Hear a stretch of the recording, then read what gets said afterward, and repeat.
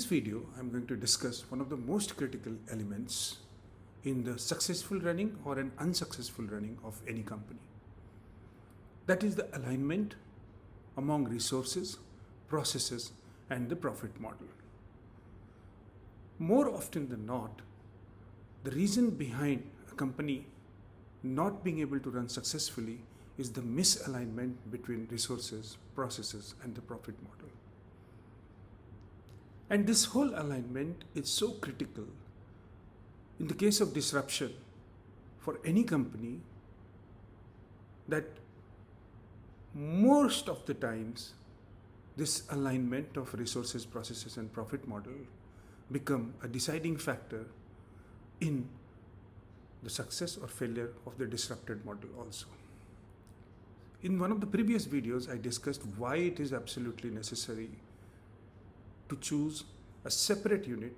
for disruption in the existing product line or disruption in the overall functioning of a company. And this resources, processes, and profit model alignment is one of the, again I would say, that the key elements in deciding that the disruption should be done through a separate unit and not in the existing unit. Now, if you are thinking of merging with a separate company, which is outside the existing company domain, which means it's a separate company altogether, or you are trying to disrupt your operations through a separate unit, this consideration of aligning resources, processes, and profit model first becomes absolutely important. And in case of mergers, what happens is that if you have not thought of the alignment of the resources, processes, and profit model of your existing unit and the new unit that is getting merged in your existing unit, then over a period of time what happens is that this alignment between the existing units, resources, process, and profit model and the new units or the acquired units, resources, processes, and profit model becomes the reason for the failure of the merged unit. And in the disrupted unit also, if you are doing disruption through a separate unit, as suggested in the earlier video, you have to be absolutely sure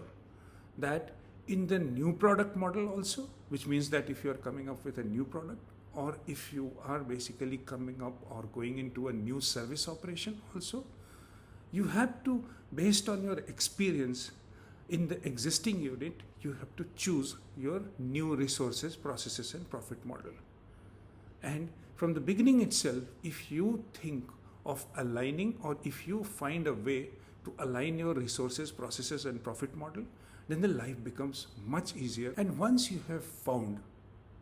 the right way or the right model or the right kind of alignment among your resources, processes, and profit model, then there is no stopping from that company or that unit from succeeding. So, to sum up, if you are disrupting your operations through a new product or a service model, then always look at doing it through a new unit where you have learned from your experiences of follies or the problems in the alignment in resources, processes, and profit model, and have adopted the right kind of resources, processes, and profit model which